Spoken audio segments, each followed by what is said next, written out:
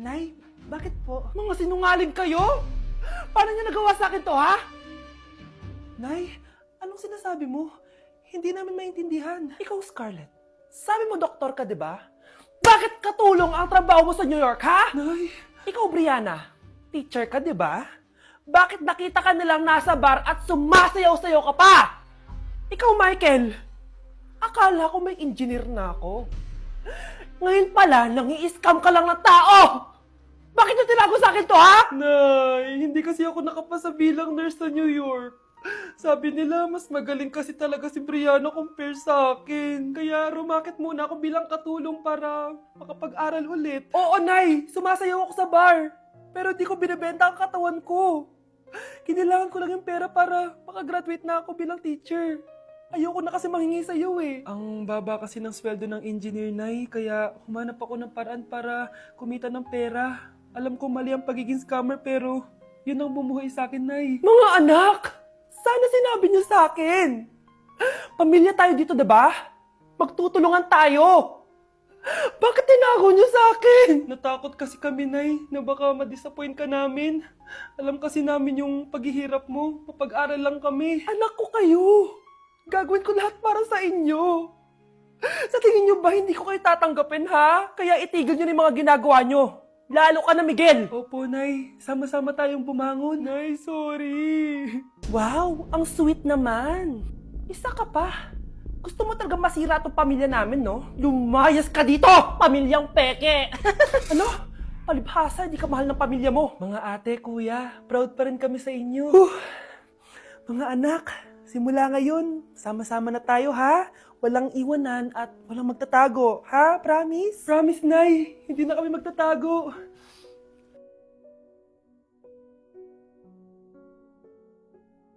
Kyle, anak, uuwi yung mga kapatid mo. Talaga, Nay? Tagal kong hinintay ito. Grabe. Akala ko nakalimutan na nila tayo kasi successful na sila eh. Miss ko na sila. Tagal na din nung last na pumunta sila dito. O sige na, anak. Hintayin mo sila sa labas, ha? Maghahanda lang ako ng kakainin natin mamaya.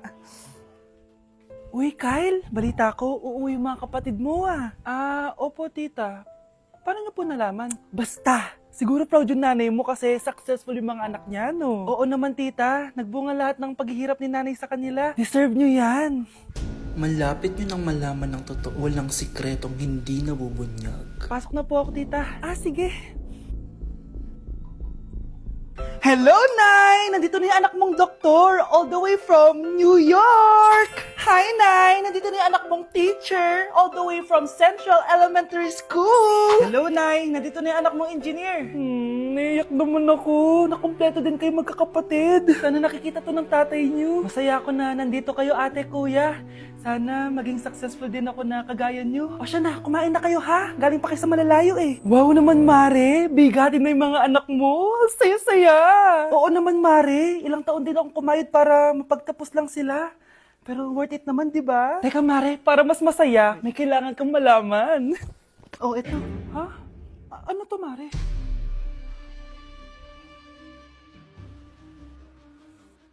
Nay, bakit po? Mga sinungaling kayo? Paano niyo nagawa sa akin to, ha?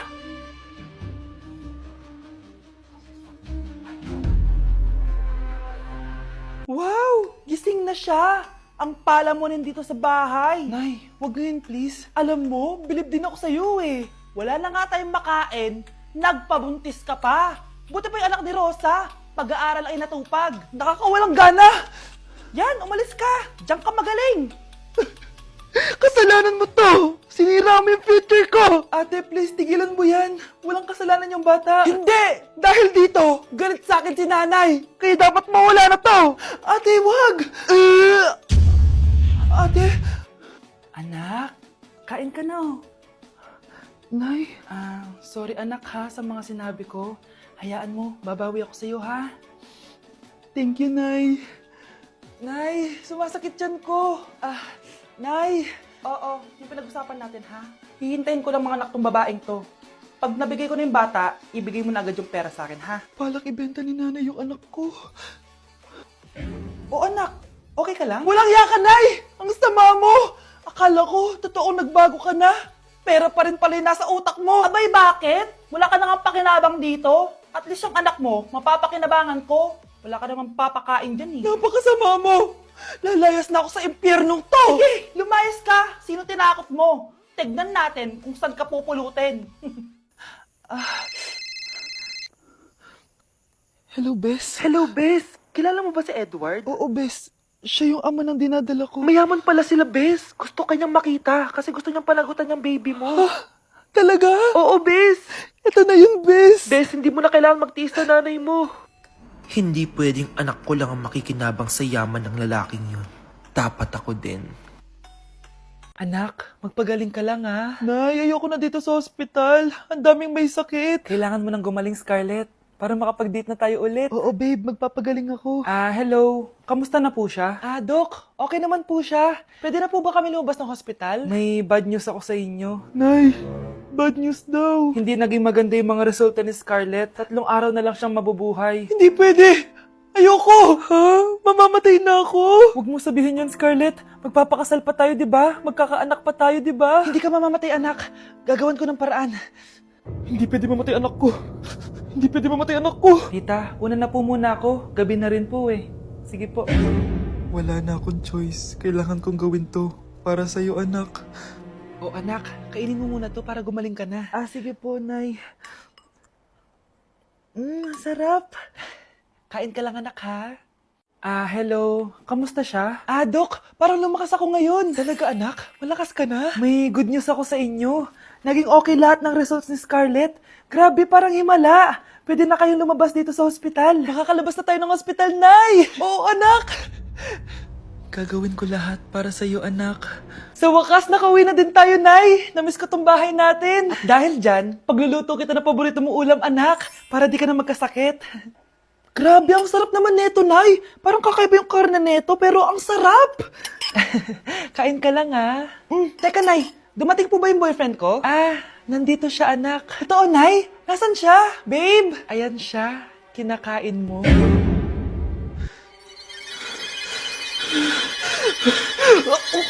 Ang isang 50% po ay mapupunta sa isa niyang anak. Ano?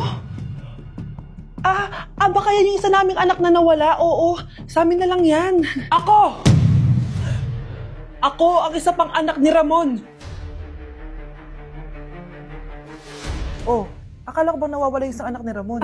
Attorney naman, huwag ka maniwala dyan. May sakit kasi sa utak yan. Wala akong sakit, attorney. Maniwala ka, please. Kailangan ko pa ng sapat na ebidensya para maniwala ako sa'yo. Sige na, babalik na lang ako. Ito na ba yung bagong bahay ng anak ko?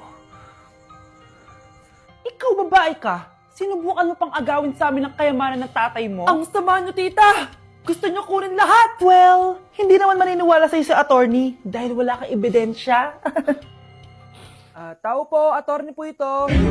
Nandiyan si attorney. Halika dito. Ayan, ikukulong muna kita dito sa bodega hanggat hindi ko pa nakukuha ang mga kayamanan. Yes, attorney. Hawak ko na ang 100% ng kayamanan ni Ramon. Nandito na ang titulo, papeles at cheque ng mga kayamanan niya. Salamat, attorney, ha? Scarlett, hindi ko na alam kung ano nangyayari sa nanay ko. Pero huwag ka mag-alala. Ako bahala sa'yo. Kailangan na matigil tong pinagagawa ni nanay. Tao po. Sino ka? Ako po yung nanay ni Scarlett, yung anak din ni Ramon. Totoo ba to? Pinagsasabi mong babae ka? Kami lang ang pamilya ni Ramon. Attorney, huwag ka magpaniwala dyan. Peke yan. Hindi to peke. Pwede mo ipacheck to sa attorney. Kaya ilabas mo na siya. Kinulong po ni nanay si Scarlett sa bodega. Ha? Anak?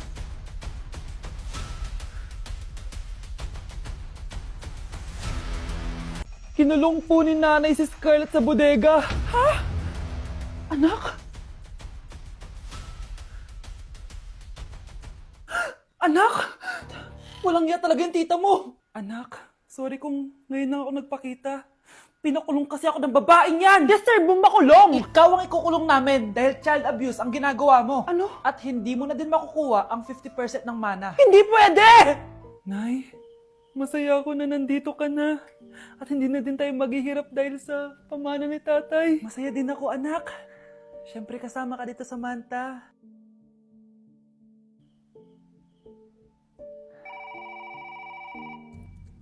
ba? Bakit tawag ka ng tawag, ha? Oo, wala silang kaalam-alam. Sige na, baka mahuli pa tayo.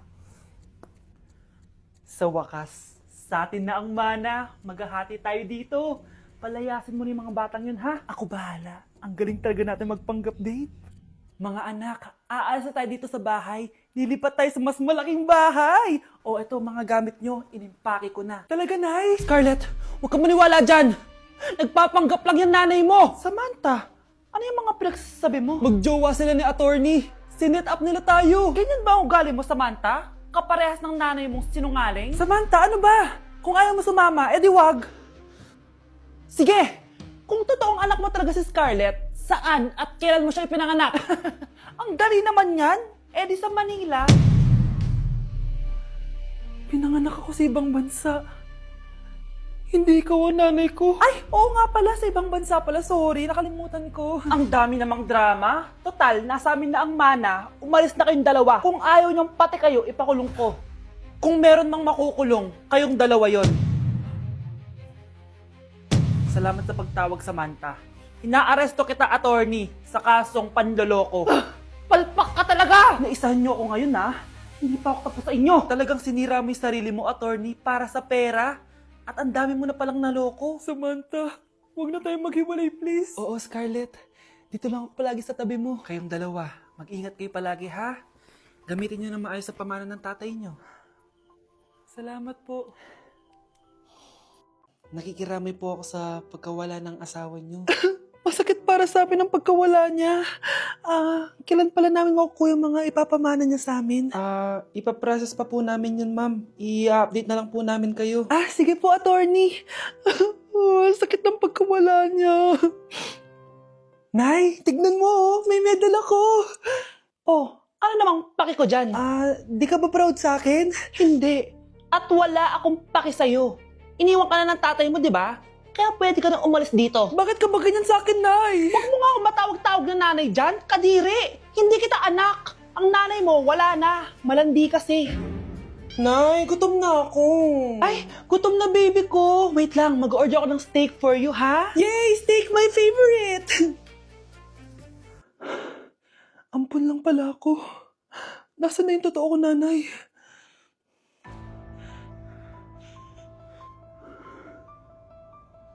Tulog sila.